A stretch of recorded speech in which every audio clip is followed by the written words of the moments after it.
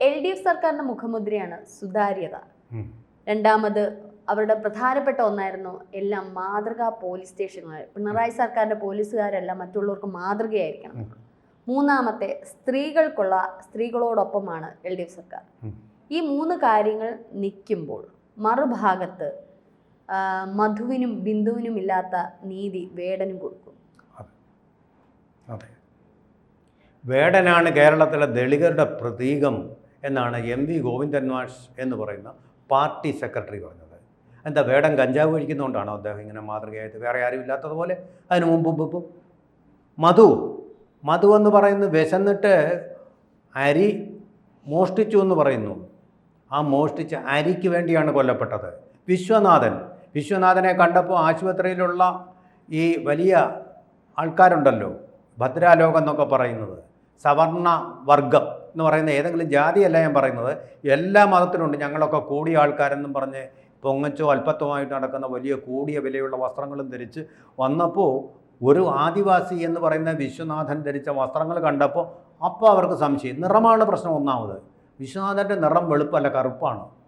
ആ കറുപ്പാണ് കള്ളൻ എന്ന് പറയുന്നത് പോലെ തന്നെ അദ്ദേഹത്തിനെ സംശയിച്ച് നോക്കുക, ഇവൻ എന്തോ കള്ളനാണെന്ന് പുച്ഛഭാവത്തോടെ നോക്കുകയും ചെയ്ത് സഹിക്കാൻ വയ്യാതെ ആത്മനൊമ്പരമേറ്റുകൊണ്ട് ആത്മഹാനി ഏറ്റുകൊണ്ട് സ്വയം ജീവനൊടുക്കി ആത്മഹത്യ ചെയ്തു വിശ്വനാഥൻ. എന്താണ് ദളിതരുടെ പ്രതീകമായിട്ട് ഇവരൊന്നും വരാത്തത്? കഞ്ചാവ് കഴിച്ചതിന് അറസ്റ്റിലായ പുലിനാഗമിട്ട് നടക്കുന്ന നല്ല പോഷായിട്ടുള്ള നല്ല പണമുള്ള പണമാണോ മാനദണ്ഡം? കറുപ്പല്ലേ മാനദണ്ഡം? പിൽക്കാലത്ത് എത്ര ദളിതരാണ് പീഡനത്തിനെതിരെ?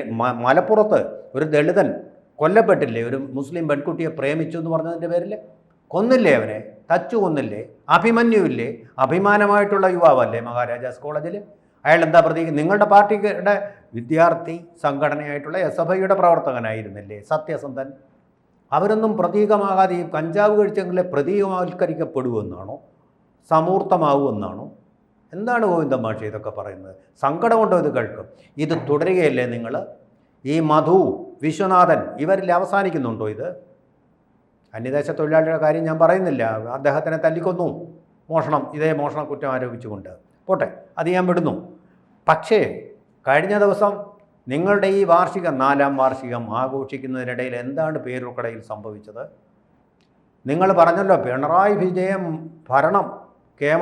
ഭരണകൂടം മോശം എന്നൊക്കെ പറഞ്ഞല്ലോ. ഭരണകൂടം എന്ന് പറയുന്നത് നമ്മുടെ ഭരണഘടനാ രീതി അനുസരിച്ചുള്ള ഒരു ഭരണം അല്ല അവർ നടത്തുന്നതുകൊണ്ട്, നിങ്ങളുടെ പാർട്ടിയുടെ ഭരണഘടന അനുസരിച്ചല്ല നടത്തുന്നതുകൊണ്ട്.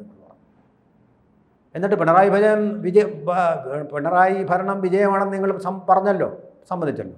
ഈ പിണറായി വിജയൻ്റെ ഭരണത്തിൻ്റെ ഗുണമാണോ നമ്മൾ പേരൂർക്കടയിൽ തലസ്ഥാന നഗരത്തിൽ തന്നെയുള്ള ഒരുപക്ഷെ ഇത് മാധ്യമങ്ങൾ എടുക്കാതിരുന്നുവെങ്കിൽ, ഒരുപക്ഷെ റിപ്പോർട്ടർ TV അങ്ങനെ തുടങ്ങിയ ചില മാധ്യമങ്ങളാണ് ഇത് റിപ്പോർട്ട് ചെയ്തത്, എടുക്കാതിരുന്നുവെങ്കിൽ ഒരുപക്ഷെ ബിന്ദുവിന് നീതി കിട്ടുമായിരുന്നു.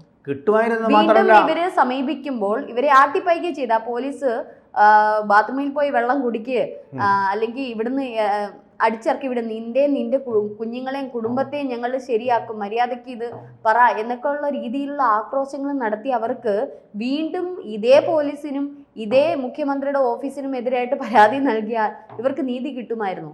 പുറം ലോകം അറിയുമായിരുന്നു. അല്ല, മാധ്യമങ്ങളെ പലരും കുറ്റപ്പെടുത്താറുണ്ട്. പുറം ലോകം അറിയായിരുന്നു. എങ്ങനെ? ഒരു കോളം വാർത്ത, ദളിത സ്ത്രീ ആത്മഹത്യ ചെയ്തു, 1 ഇഞ്ച് കയറിൽ അവർ ജീവിതം അവസാനിപ്പിക്കാനും. അത്ര ആത്മനൊമ്പരമാണ് അവരേറ്റത്, അത്ര അപമാനമാണ് അവരേറ്റത്. നോക്കൂ, മോഷ്ടിച്ചിട്ടില്ലാത്ത ഒരു സ്ത്രീ. ഞാൻ ഈ ദളിതരുടെയൊക്കെ ഒരുപാട് പേരുമായിട്ട് സഹവസിച്ചിട്ടുണ്ട്, ഒരുപാട് കാർഷിക രംഗത്തും ഒക്കെ. മോഷണമെന്ന് പറയുന്നത് ഒരു പ്രവൃത്തിയാക്കാറില്ല അവരെ. അതേസമയം തമിഴ്നാട്ടിൽ നിന്ന് വരുന്ന ചില സ്ത്രീകളുണ്ട്, അവർ മോഷണം ഒരു കലയാക്കി മാറ്റിയവരാണ്. ഇത് ഞാൻ കണ്ടിട്ടുണ്ട്, അവർ മോഷ്ടിക്കും. ഈ സ്ത്രീകളൊന്നും എൻ്റെ വീട്ടിൽ നിന്നിട്ടുണ്ട്, ദളിതരായിട്ടുള്ള ധാരാളം സ്ത്രീകൾ നിന്നിട്ടുണ്ട്. ഒരൊറ്റയാൾ പോലും, ഞങ്ങൾ തീരെ കെയർലെസ് ആയിട്ട് പോലും ഒരു സാധനം പോലും മോഷ്ടിച്ചിട്ടില്ലെന്ന് ഞാൻ അടിവരയിട്ട് ഒപ്പിട്ട് തരാം. ആ മോഷണമെന്ന് പറയുന്ന ശീലമില്ല, അവർ ചോദിക്കുമായിരിക്കും, അങ്ങനെയാണ് ചെയ്യുന്നത്. അങ്ങനെ സംസ്കാരമുണ്ട്, ഒരു തൊഴിൽ സംസ്കാരം പറ്റുന്നവരാണ്. ഈ ഓമനാഡാരിയൻ എന്ന് പറയുന്ന സ്ത്രീ പറയുന്ന അവർ മോഷ്ടിച്ചു എന്ന് പറഞ്ഞാണ് ഇവർക്കെതിരെ കേസ് കൊടുത്തിരിക്കുന്നത്. നോക്കൂ, എന്തെങ്കിലും തെളിവ് അവർക്കുണ്ടായിരുന്നു. പോട്ടെ, രണ്ടാമത്തെ കാര്യം, പുതുതായിട്ട് വന്ന ഒരു സ്ത്രീയാണ്, നെടുമങ്ങാടിന് അടുത്തുള്ള ഒരു ദളിത പ്രദേശത്ത് നിന്ന് പുതുതായിട്ട് ജോലിക്ക് വന്ന സ്ത്രീയാണ്. പുതുതായിട്ടൊരു സ്ത്രീ വരുമ്പോൾ നിങ്ങൾ ഓമനാഡാൻ ഇത്രയും വലിയ വില കൂടിയ മാലയൊക്കെ നിങ്ങൾ വാങ്ങിച്ചു വെക്കുന്നല്ലോ, അലമാരിയിൽ അത് കൂട്ടി ഭദ്രമാക്കി നിങ്ങൾ വാങ്ങിച്ച പ്രോപ്പർട്ടി സൂക്ഷിക്കാൻ നിങ്ങൾ അറിയണ്ടേ? അല്ലെങ്കിൽ നിങ്ങൾ പറയൂ തെളിവുണ്ടോ പൂട്ട് തല്ലി തുറന്നിട്ട് ഈ മാല എടുത്തിട്ടുള്ളത്? അപ്പം നിങ്ങൾ അശ്രദ്ധമായിട്ട് അവിടെ ഇട്ടിട്ട് ഇത് നിങ്ങൾ സംശയിക്കുക ഒരു ദളിത് സ്ത്രീയെ. അവരുടെ മരണത്തിൽ വരെ കലാശിക്കാവുന്ന ഒരു കാര്യമാണ് നിങ്ങൾ പറഞ്ഞത് അവർ മോഷ്ടിച്ചു എന്ന് പറയുന്നത്. അവരുടെ അഭിമാനമാണ് സത്യസന്ധത എന്ന് പറയുന്നത്. ഒരുപക്ഷെ നമ്മൾ ഈ മധ്യവർഗത്തെക്കാളൊക്കെ കൂടുതൽ ബിന്ദു പറയുന്ന ഈ ഓമനയുടെ മകളെയോ മകനെയോ ചോദ്യം ചെയ്യേണ്ടിയിരിക്കുന്നു. കാരണം ഇത് മുറ്റത്ത് നിന്നാണ് പിന്നീട് ഈ മാല കിട്ടിയിരിക്കുന്നത്. അപ്പൊ കള്ളം കപ്പലിൽ തന്നെ ആയിരിക്കാം. അവർക്ക് കിട്ടി ഓമനയുടെ അല്ലേ ആയിരിക്കാം. അങ്ങനെ സംഭവിച്ചു. എത്രയോ കഥകൾ നമ്മൾ കണ്ടിട്ടുണ്ട്, സംഭവങ്ങൾ ഉണ്ടായിട്ടുണ്ട്. മക്കൾ എടുത്തുകൊണ്ട് പോവും, അല്ലെങ്കിൽ കുടുംബവഴക്കിൻ്റെ പേരിൽ ബന്ധുക്കൾ എടുത്തുകൊണ്ട് പോവും. പഴി പാവം വേലക്കാരിക്ക്. കാരണം എന്താ? അവരുടെ നിറം കറുപ്പും അവരുടെ സമ്പത്ത് വളരെ ശോഷിച്ചതുമാണല്ലോ. അവർ നിസ്വയാണല്ലോ. അതുകൊണ്ട് എന്തുമാകാം. പോലീസുകാർക്കും അതേ മനോഭാവമാണ്. ഇന്ത്യയുടെ ഒരു പൗരൻ, കേരളത്തിൻ്റെ ഒരു പൗര എന്നുള്ള രീതിയിലല്ല കൈകാര്യം ചെയ്തത്. അവിടെ കൊണ്ടുപോയി പട്ടിണിക്കിരുത്തുക. പട്ടിണിക്കിട്ട് 24 മണിക്കൂർ ഇരിക്കാൻ അവർക്ക് അതിനുള്ള സ്റ്റാമിനയൊക്കെ ഉണ്ട് സ്ത്രീകൾക്ക്. 24 മണിക്കൂർ ഇറങ്ങി ഒരു തുള്ളി വെള്ളം തരണേ സാറേ എന്ന് പറഞ്ഞപ്പോൾ എന്തൊരു അപമാനമാണത്. വീട്ടുകാരറിയുന്നില്ല, ഫോൺ എടുക്കാൻ സമ്മതിക്കുന്നില്ല. നമ്മുടെ ഏതെങ്കിലും ഒരു അമ്മയോ അല്ലെങ്കിൽ സഹോദരിയോ ഇതുപോലെ കാണാതെ വന്നു കഴിഞ്ഞാൽ ഇതായിരിക്കുമോ സ്ഥിതി? ചോദിക്കാനും പറയാനും അറിയില്ല.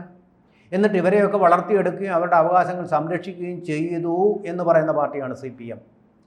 ആ CPMൻ്റെ ഭരണകൂടത്തിൽ തന്നെ ചെന്നിട്ട് അവിടുത്തെ മുഖ്യമന്ത്രിയുടെ സെക്രട്ടറിയെ കണ്ടു, P. ശശിയെ കണ്ടു, കൊടുത്തു. പെട്ടെന്ന് ഇടപെടേണ്ടതല്ലേ ഇങ്ങനെ ഒരു പ്രശ്നത്തിൽ? ഒരു സ്ത്രീ ഇങ്ങനെ കിടന്ന് ദുഃഖിക്കുന്നത് കാണുമ്പോൾ ഉടനടി അതെ ഞങ്ങൾ നോക്കാം, പരിഗണിക്കാം, കോടതിയിലാണ് ഈ കേസൊക്കെ, ഇവിടെ അല്ല, ഇവിടെ ഇതിനുള്ളതല്ല എന്നുള്ള മട്ടിലാണ് അയാൾ സംസാരിച്ചതെന്നാണ് പറയുന്നത്. ഇതാണോ തൊഴിലാളി വർഗ നേതാവിൻ്റെ പ്രതികരണം? ഇങ്ങനെയാണോ ഉണ്ടാവുന്നത്? എന്നിട്ട് മുഖ്യമന്ത്രി ന്യായീകരിച്ചിരിക്കുക. പോലീസ് ഒരു കേസെടുത്ത് കഴിഞ്ഞാൽ പിന്നെ ഞങ്ങൾക്ക് അതിൽ ഇടപെടാൻ ബുദ്ധിമുട്ടുണ്ട്. എന്നിട്ടാണോ നിങ്ങൾ പോലീസ് കേസെടുത്ത ആളുകളെ ജയിലിൽ നിന്ന് ഇറക്കിക്കൊണ്ട് പോകുന്നത്, ഫോറസ്റ്റ് ഓഫീസിൽ നിന്ന് ഇറക്കിക്കൊണ്ട് പോകുന്നത്? എന്താ നിങ്ങളുടെ ബുദ്ധിമുട്ട് കൊണ്ടാണോ അങ്ങനെ ഇറക്കിക്കൊണ്ട് പോകുന്നത്? DYFIയുടെ ഒരു നല്ല സംഘം, പേരൂർക്കട സദാശിവന്റെ സ്ഥലമാണ് പേരൂർക്കട. അല്ല, വേടന് വേണ്ടി വാദിച്ചിരുന്നല്ലോ. അത് മുതലാളിത്തത്തിനെതിരെയുള്ള ഇത് ആ ഒരു സംസാരം പോലും ബിന്ദുവിന് വേണ്ടി ചെയ്തില്ലല്ലോ. എന്തുകൊണ്ട് ഒരു ദളിത് യുവതിക്കെതിരെ പോലീസ് ഇങ്ങനെ ചെയ്തു? മുഖ്യമന്ത്രി ആഭ്യന്തരം കൈകാര്യം ചെയ്യുന്ന വ്യക്തിയല്ലേ. അപ്പൊ മുഖ്യമന്ത്രിക്ക് ഇത് അറിഞ്ഞൂടെ? മുഖ്യമന്ത്രിയുടെ ആണല്ലോ പോലീസുകാരത്രേ. മുഖ്യമന്ത്രിക്ക് അതിൽ യാതൊന്നും ചെയ്യാൻ പറ്റുന്നില്ലെന്ന് പറഞ്ഞാൽ ഇതൊക്കെ ഒരു വിചിത്രമായ വാദങ്ങളൊക്കെയാണ്. കൊടിസുനിക്ക് പരോൾ അനുവദിച്ചത് നിങ്ങൾക്ക് ഇടപെടാൻ വയ്യാഞ്ഞതുകൊണ്ടാ? നിങ്ങൾ എന്തിനാ ഇടപെട്ടാ? അങ്ങനെ തുടരെ അദ്ദേഹത്തിന് എന്തിനാ പരോൾ കൊടുത്തത്, അനുവദിച്ചു കൊടുത്തത്? ജയിലിൽ കടന്നിട്ടേ ഇല്ലല്ലോ മനുഷ്യൻ. ഇങ്ങനെ ചുമ്മാ ആളുകളെ പറ്റിക്കരുത് കേട്ടോ. പറയുന്നത് സത്യസന്ധമായിട്ട് പറയണം. ആ ദളിത സ്ത്രീകളുടെ കാര്യം നിങ്ങൾക്ക് ഇത്രയേ ഉള്ളൂ. നിങ്ങൾ പ്രീണനങ്ങളിലൂടെ വോട്ട് നേടാൻ വേണ്ടി നോക്കുകയാണ്. ദളിത പ്രേമമൊക്കെ അവസാനിച്ചു കമ്മ്യൂണിസ്റ്റ് പാർട്ടി. അതെ, ഇപ്പൊ വോട്ട് നേടാൻ വേണ്ടി എന്തായാലും പിറ്റേന്ന് എല്ലാ മാധ്യമങ്ങളെയും MV ഗോവിന്ദനൊക്കെ ഇന്നിപ്പോ ശ്രീമതി ടീച്ചർ PK ശ്രീമതി ഇന്നൊരു മാധ്യമത്തിന് നൽകിയ റിപ്പോർട്ട്, ഞങ്ങൾ ആ സ്ത്രീക്ക് വേണ്ടിയിട്ട് അത് ചെയ്യും, ഞങ്ങളുടെ സർക്കാർ അതിനെതിരെ SIM ഒക്കെ സസ്പെൻഡ് ചെയ്തിട്ടുണ്ട്, ഇത്തരത്തിൽ ചെയ്തു, അവരോടൊപ്പമാണ്, അങ്ങനെ എനിക്ക് പോകാൻ പറ്റിയില്ല, എൻ്റെ ഭർത്താവ് ഹോസ്പിറ്റലായതുകൊണ്ട് എനിക്ക് പോകാൻ ഞാൻ ഫോണിലൂടെ വിളിച്ച് സംസാരിച്ചു എന്നൊക്കെ ഇപ്പോൾ PK ശ്രീമതി വരുന്നുണ്ട്. പക്ഷെ അതിനകത്ത് മുഖ്യമന്ത്രിയുടെ ഓഫീസിൽ ഈ സ്ത്രീ പോയ കാര്യമൊന്നും പറയുന്നില്ല. പോലീസ് സ്റ്റേഷൻ, ഈ പോലീസുകാരൊന്ന് ചിന്തിക്കണം. ഈ മുഖ്യമന്ത്രിയുടെ കീഴിൽ ഇങ്ങനെ വർക്ക് ചെയ്യുമ്പോൾ അദ്ദേഹത്തിനെ ഇങ്ങനെ പൂജിച്ചുകൊണ്ട് നടക്കുമ്പോൾ ഇതുപോലുള്ള പ്രശ്നങ്ങൾ വരുമ്പം മുഖ്യമന്ത്രിയോ ഈ MV ഗോവിന്ദനോ CPM കാണത്തില്ല. ഈ പാവം പോലീസ് സർക്കാർ ഉദ്യോഗസ്ഥർ തന്നെ കാണും. ഒരു പക്ഷേ ഈ ഒരു കാര്യത്തിൽ എത്ര പോലീസുകാരോടൊപ്പം ഇപ്പോൾ CPM നിൽക്കുന്നു? ഇതിപ്പം ജനങ്ങൾ അറിഞ്ഞപ്പോഴത്തേന് പാർട്ടി പെട്ടില്ലേ? ജനങ്ങൾ അറിഞ്ഞപ്പോഴത്തേന് പാർട്ടി ഈ പോലീസുകാർക്ക് പിന്തുണ നൽകാൻ പറ്റുന്നുണ്ടോ? അപ്പൊ ഈ പോലീസുകാർ ഈ പല കാര്യത്തിനും ഈ LDF സർക്കാരിന് അനുകൂലമായിട്ട് നിൽക്കുമ്പോൾ ഇത്തരത്തിലുള്ള പ്രശ്നങ്ങൾക്ക് സർക്കാർ നിൽക്കത്തില്ല. ജനങ്ങളെ സേവിക്കേണ്ടുന്ന സർക്കാർ ഉദ്യോഗസ്ഥർ ഇതൊക്കെ ഒന്ന് വിലയിരുത്തിയാൽ കൊള്ളാല്ലേ? അതെ, തീർച്ചയായിട്ടും. ഇവിടെ ശ്രീമതിയുടെ കാര്യം പറഞ്ഞല്ലോ. ശ്രീമതി ടീച്ചർ നേരത്തെ പോസ്റ്റ് ഇട്ടതാണ്. ഒരു പോലീസുകാരനെ സസ്പെൻഡ് ചെയ്തു, പ്രസാദ് എന്ന് പറയുന്നത്. ആ സസ്പെൻഡ് ചെയ്തപ്പോൾ ശ്രീമതി ടീച്ചറിട്ട പോസ്റ്റ് എന്താണെന്ന് അറിയാം? ഒരു പോലീസുകാരനെ സസ്പെൻഡ് ചെയ്താൽ മതിയോ? മറ്റുള്ളവരെയും എതിരെയും വേണ്ട നടപടി തീർച്ചയായിട്ടും അത് P. ശശിയെ ഉന്നം വെച്ചുകൊണ്ട് തന്നെ ഉള്ളതായിരിക്കണം. എന്നിട്ട് പേടിച്ച്, ഇതാണ് കുഴപ്പം. നേരെ നിന്ന് PV അൻവറിനെ പോലെ പറയാനുള്ളത് എൻ്റെ ഇടയവർക്കാർക്കും ഇല്ല. എന്നിട്ട് പിന്നെ തിരുത്തിയിരിക്കുന്നു. ഞാൻ ഉദ്ദേശിച്ച മറ്റു പോലീസുകാർക്കെതിരെ നടപടി വേണ്ടേ എന്നാക്കി ചുരുക്കി. രാഷ്ട്രീയ നേതൃത്വമുണ്ട്. ഓരോ കേസിലും ചെന്ന് P. ശശിയാണ് പോലീസ് കേസുകളിലെല്ലാം ഇടപെട്ടുകൊണ്ടിരിക്കുന്നത്. പോലീസുകാരിലോട് എല്ലാം ഫോണിൽ സംസാരിച്ച് പാർട്ടിക്കാരെ വെറുതെ വിടണമെന്ന് പറഞ്ഞുകൊണ്ടിരിക്കുന്നത് ഈ മനുഷ്യനാണ്. മുഖ്യമന്ത്രിയുടെ പ്രൈവറ്റ് സെക്രട്ടറി ആയിട്ടുള്ള P. ശശിയാണെന്നുള്ളത് എല്ലാവർക്കും പറഞ്ഞിട്ടുള്ളതാണ്. PV അൻവർ പരസ്യമായിട്ട് പറയുകയും പാർട്ടിക്കാർ യോജിക്കുകയും ചെയ്തിട്ടുള്ള കാര്യമാണ്. അദ്ദേഹം അത്ര കുറ്റം ഇല്ലാത്ത മറ്റ് ആരോപണങ്ങളൊന്നും ഞാൻ ഉന്നയിക്കുന്നില്ല. പക്ഷേ അവിടെ എപ്പോഴും ഇങ്ങനെ തന്നെയാണ്. പക്ഷേ പ്രൈവറ്റ് സെക്രട്ടറിയാണ് ഇതിൽ ഈ റോൾ ഒരു വഹിക്കുന്നത്. സംഭവമൊക്കെ വരുമ്പോൾ ഞാൻ പെട്ടെന്ന് ഓർത്തുപോയത് ഉമ്മൻചാണ്ടി, ഇ.കെ. നയനാറിനെ പോലെയുള്ള മുഖ്യമന്ത്രിമാരെയാണ്. ഈ ഉമ്മൻചാണ്ടിയുടെയൊക്കെ ഭരണകാലത്ത് അവിടെ രാവിലെ ക്ലിഫ് ഹൗസിൽ ഇങ്ങനെ നിരന്ന് നിൽക്കും ആൾക്കാർ ഓരോ അപേക്ഷയായിട്ട്. അതെ. അദ്ദേഹം നേരിട്ട് ഇടപെട്ട് അവിടെ നിന്ന് തന്നെ പോലീസുകാരെ വിളിക്കേണ്ടതാണെങ്കിൽ അവിടെ നിന്നുകൊണ്ട് വിളിക്കും.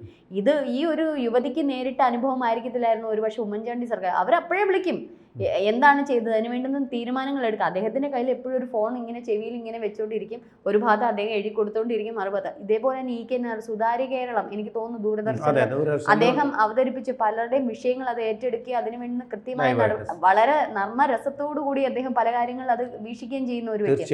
ഈ ആ ഒരു ഭരണമൊക്കെ കഴിഞ്ഞ് ഇപ്പോൾ പിണറായി ഒരു ആധിപത്യം വന്നപ്പോഴേക്കും സത്യം പറഞ്ഞാൽ ജനങ്ങൾ വെറുക്കുന്ന ഒരു നിലപാട്. ദളിതർക്ക് വേണ്ടിയിട്ടാണ്, പിന്നോക്ക വിഭാഗങ്ങൾക്ക് വേണ്ടിയിട്ടാണെന്ന് പറയും തോറും അവരെ അവഗണിച്ചുകൊണ്ടുള്ള ഒരു ഭരണമാണ് മുന്നോട്ട് കാഴ്ചവെച്ചുകൊണ്ടിരിക്കുന്നത്. ഇതാണ് ഒരു കമ്മ്യൂണിസ്റ്റുകാരൻ്റെ ആർജവം ഇ.കെ. നയനാർ കാണിച്ചത്. ഒന്നിന്നും ഒഴിഞ്ഞു മാറുകയല്ല, കള്ളത്തരം പറയുകയില്ല. അതാണ് കമ്മ്യൂണിസ്റ്റുകാരൻ, യഥാർത്ഥ കമ്മ്യൂണിസ്റ്റുകാരൻ. അതാ അതിൽ നിന്ന് വളരെ മാറിപ്പോയിരിക്കുന്നു നമ്മുടെ മുഖ്യമന്ത്രിയും അതുപോലെ തന്നെ മറ്റു മന്ത്രിമാർ. ദളിതരോട് ഇവർക്ക് ഒട്ടും സ്നേഹമില്ല.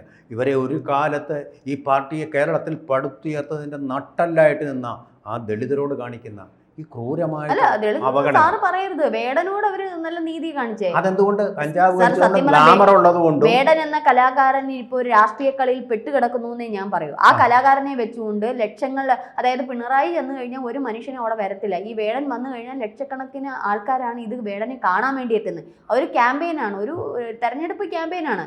ഈ കലാകാരൻ ഇതിൽ പെട്ടുകിടക്കുവാണ്, ഈ രാഷ്ട്രീയ കളി. പക്ഷെ ഒരു കാര്യമുണ്ട്, എം.ആർ. മധു, എനിക്കതിനോട് അറിയില്ല, എനിക്കതിനെക്കുറിച്ച്. എം.ആർ. മധു പറഞ്ഞത് ഇയാൾ ജിഹാദികളുടെ ക്യാമ്പയിൻ നടത്തുന്ന ആളാണെന്നാണ് പറഞ്ഞത്. ഇയാൾ തെറി പറയുന്നു, അതുപോലെ തന്നെ കഞ്ചാവ് കഴിക്കുന്നു. ഈ പാവപ്പെട്ട ബിന്ദുവിന് അതൊന്നും അറിയില്ലല്ലോ, അതിനുള്ള പണവും ഇല്ലല്ലോ.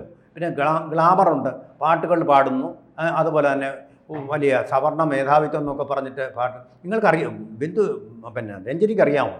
ആലപ്പുഴയിൽ ചേർത്തയിൽ ആത്മഹത്യയിൽ കെ.ആർ. ഗൗരി എടുത്തിട്ടുണ്ട്. അവർ പലസ്തീൻകാരൻ അവിടെ ജന്മിയായിരുന്നു. ഇവിടെ ഏറ്റവും വലിയ ജന്മി ചേർത്തലയിൽ ഒരു പലസ്തീൻകാരനായിരുന്നു. ഗൗരി അമ്മയുടെ ആത്മകഥ എടുത്ത് നോക്കിയാൽ മതി. അതുപോലെ തന്നെ മുസ്ലിങ്ങളിലില്ലായിരുന്നു ജന്മിമാർ, ക്രിസ്ത്യാനികളിലില്ല. ഇത് ഹിന്ദു മതത്തിൽ സവർണരിൽ മാത്രമേ ഉള്ളൂ ജന്മികളെന്നുള്ള ഒരു അബദ്ധധാരണയിൽ ഇങ്ങനെ പാട്ടുകൾ പടച്ചു വിട്ടുകൊണ്ടും അതുപോലെ തന്നെ പാലസ്തീൻകാരുടെ പതാക വഹിച്ചുകൊണ്ടൊരു പ്രകടനവും നടത്തിയാണ് വേടൻ കേരളത്തിൽ. പക്ഷേ ഈ ഇന്ത്യ എന്ന് പറയുന്ന രാജ്യം, അതാണല്ലോ നമ്മുടെ ചുവരില്ലെങ്കിൽ ഇവനൊന്നും എഴുതാൻ പറ്റില്ലല്ലോ. ആ രാജ്യത്ത് ഭീകരവാദികൾ മതചിഹ്നങ്ങൾ നോക്കിക്കൊണ്ട് അവിടുത്തെ പാവപ്പെട്ട ഉല്ലാസയാത്രക്കാരെ വെടിവെച്ച് കൊന്നപ്പോൾ ഒരു പതാകയും എന്തില്ല, ഒരു വാക്ക് പോലും അതിനെക്കുറിച്ച് പാട്ട് എഴുതില്ല. വേണ്ട. ഈ ബിന്ദുവിനെക്കുറിച്ചൊരു പാട്ട് എഴുതാൻ ഞാൻ വേടനെ വെല്ലുവിളിക്കുകയാണ്. ബിന്ദുവിനെക്കുറിച്ചൊരു പാട്ട് എഴുതാൻ വേടനെ ഞാൻ വെല്ലുവിളിക്കുകയാണ്. ചെയ്യാമെങ്കിൽ ചെയ്തു.